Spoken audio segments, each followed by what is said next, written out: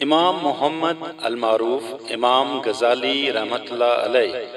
इब्तिदाई तालीम से फरागत के बाद जब वतन वापस लौट रहे थे तो रास्ते में डाकुओं ने उनका सारा साजो सामान लूट लिया,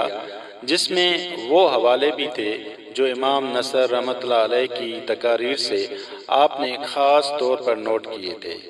आपको उनके खो जाने का बड़ा दुख हुआ और डाकुओं के सरदार से दरख्वास्त की कि वो नोट्स में वापस कर दें, क्योंकि उन्हीं के खातिर उन्होंने ये तवील सफ़र अख्तियार किया था। डाकुओं के सरदार ने जो तंजिया जवाब दिया उससे आपकी चश्म दिल वाह हो गई और उस छोटे से जुमले ने आपको इल्म का समंदर बना दिया।